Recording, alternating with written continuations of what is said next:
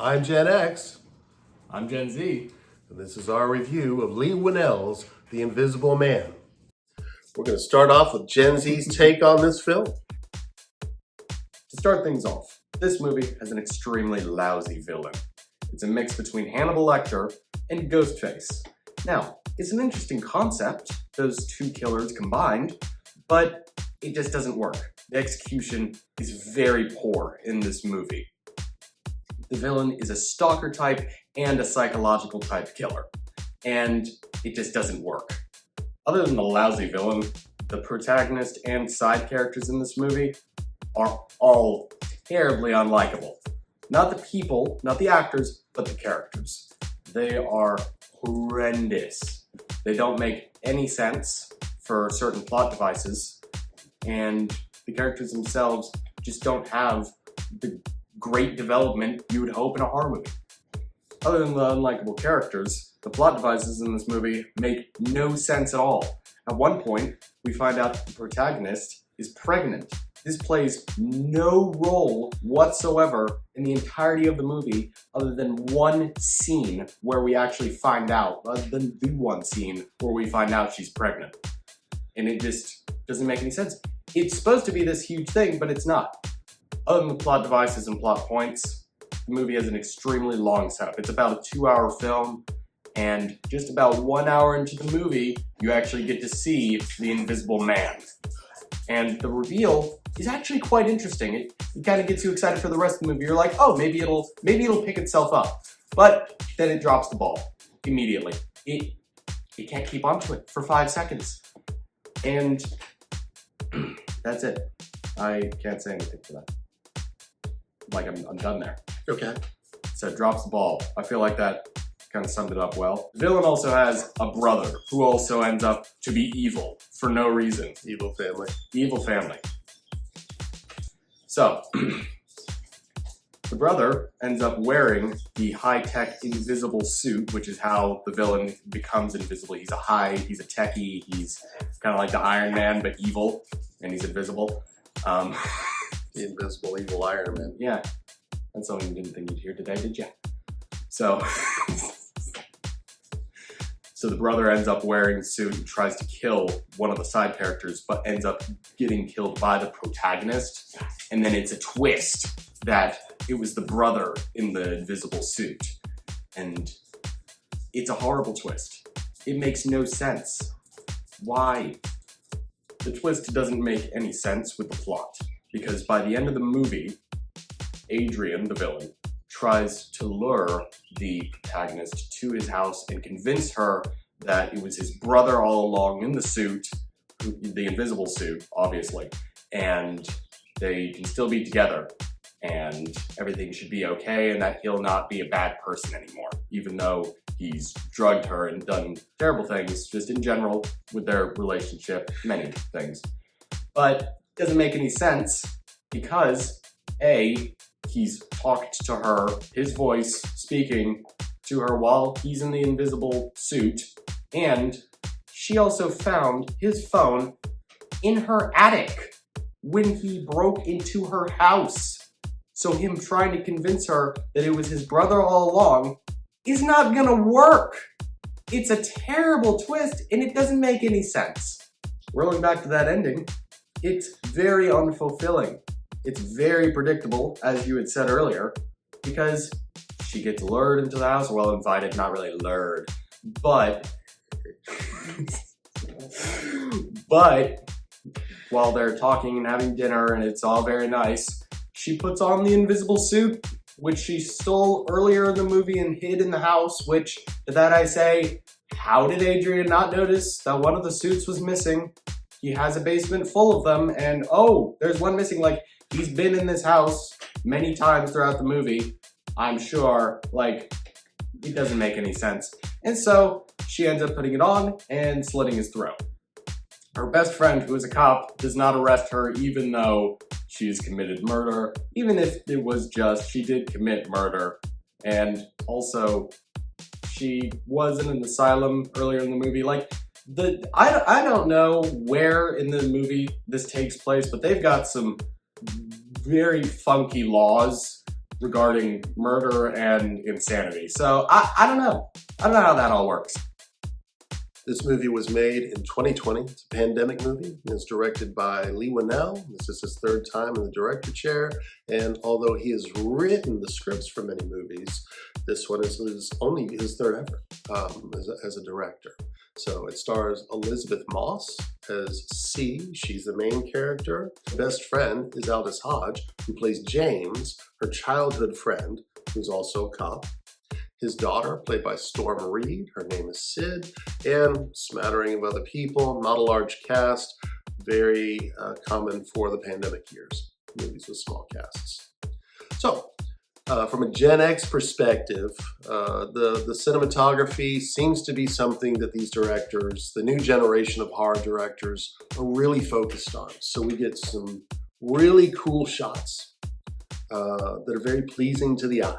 They don't necessarily make any sense, but they look cool. So at the very beginning of the movie, we start off with this amazing view of the ocean through a massive glass wall in a house that had to cost $150 million at least. And that's kind of what I mean. It's got a very artistic sense about it, but it fails in some other areas. The character development, as Gen Z pointed out, is minimal. These characters are one-dimensional. Okay, Elizabeth Moss is angry and scared the entire movie. And James is very supportive and, her friend, even beyond the point where a friend might want to help out another friend. It's like, hey, you're up on murder charges. Why don't you come over and hang out with my daughter? Not really believable. His brother is a villain, and the sister is kind of a cranky sister. Not a lot of dynamic character development going on. No surprises here. The writing is lazy. There are a lot of, Deus Machina plays a huge role in this film. Okay? Every time we need to shift a scene, and in two cases, during escapes, Elizabeth Moss, or C, calls her sister and also an Uber driver. They get there in 3.5 minutes. No one ever gets an Uber driver in 3.5 minutes. It doesn't happen. And then he drives her across San Francisco, I think is where this takes place. And he says, this is a very long trip. And she doesn't say, well, here's, a couple $100 in cash. She just sits there, and then he waits at the compound. He gets to the $150 million compound. She's like, will you wait for me? He's like, yeah, sure. And then she says, you could drive me back to town. He's like, it's my dream. I can't wait to get paid $17 for this half-day job. Anyhow, so there are things that pulled me out of the movie as well. Another thing is he's the Invisible Man. And in this case, we're talking about a remake of the 1933 film, which was entertaining. This one, they put the tech explanation in instead of the mad chemistry explanation that used to be popular. Now we're going high tech with this. But the problem is his suit is a collection of optical devices. We finally see this at the end. But it freaks me out because this suit, let's just say these optical devices, it's like a series of golf ball size discs all over cameras. So they're cameras, right? Which I'm not sure how that made him invisible, but I don't know how the Predator was invisible either. You roll with it as long as you're having a good time. In this one, this guy would have looked like the Goodyear blimp floating there, I put my suit on, it's huge. And they made him skinnier. And then also, half the time, you could see the head and the torso of the suit, but the other golf balls were still working. It's like, what are we doing here? There was some good scenes. Some of the work where they had him attacking her and she was being dragged around by the hair and so forth and so on. They were well shot. It looks pretty good as far as the invisible villain goes compared to some other movies. It's a little weird because the abuse is just ladled on, again. Very popular these days as well. But there was no real explanation of the suit other than, oh, he's a genius, so he can make an invisible suit, like you do. You had mentioned the whole point where she breaks back into this amazing compound. You know, who would have seen that coming? Invisible joke. And then she's like looking around, and then she finds a suit. She only found one suit though. It's not like there was a closet full of them. You know, she finds a suit and then she takes it and hides it in an air duct. And it's like, you think he didn't notice that? His whole plan hinges on the suits. How many could he have made? He's like, 1, 2, 3. Where is that fourth suit? Where did that go? You know? Did he just think like, it's invisible. Just can't find it. No good. Also, the air duct that she put it in, Yeah. there was a vent that she had to take off. Well, that's a register. You know, that's in every house. That helps to hide it. That's a very popular hiding spot. No, I'm saying she didn't put the vent back on. Well, she must have. I think that was implied. No, right? Implied? No, dude. Yeah. She Okay. she hid after he was like, oh, that air vent is open. I'll tell you. Wow. I'll go this far for you. Gen Z has seen Walter White hide a lot of things in air vents. That guy unscrews it, pulls it off, puts it back in, screws it back in, and then sweeps up the dust. So you're like, all right, I believe that he's hiding things in there and he doesn't want people to find it. She's like, boop, puts it in there, next scene. You're like, huh, you know about that? Okay, so not great. Overall, there were a lot of points that, you know, pulled my attention out of this movie. And you covered a bunch of them. You know, there were some murders, there's some inexplicable asylum scenes, there's some things that are introduced that don't pay off, they don't make sense.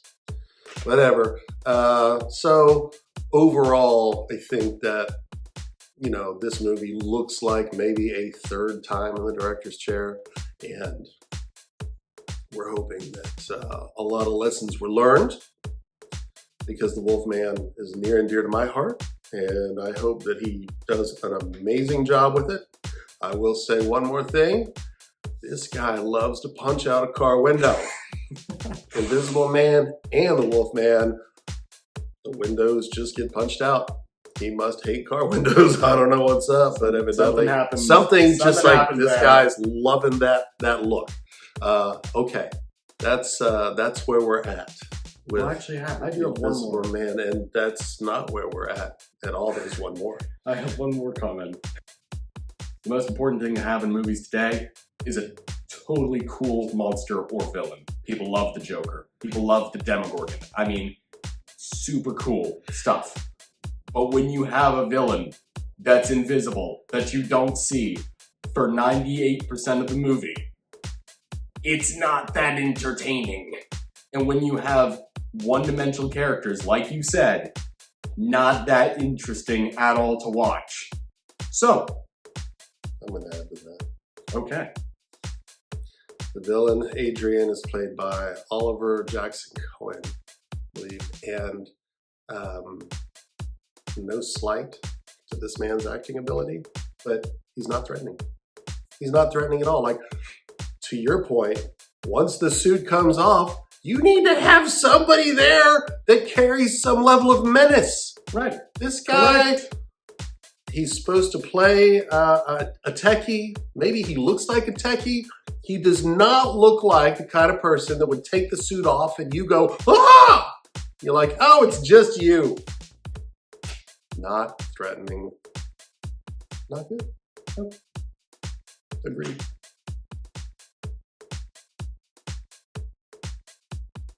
I think that concludes everything that we wanted to say about this movie. We're looking forward to The Wolfman. We're hoping that it's going to be better than The Invisible Man. I'm going to have to say that The Invisible Man racks up with the terrible 20s. I'm not too terribly surprised, just a little disappointed. So, I'm Gen Z. And I'm Gen X. And we thank you for watching.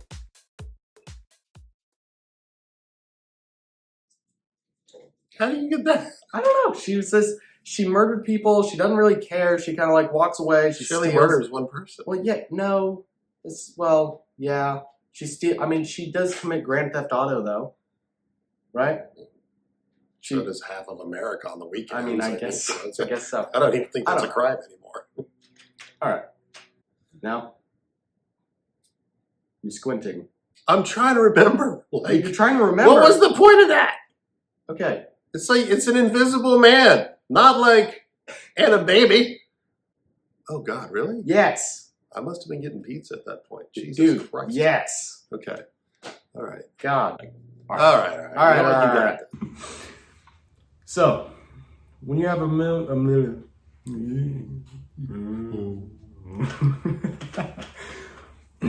Ladies and gentlemen, one more comment. Okay.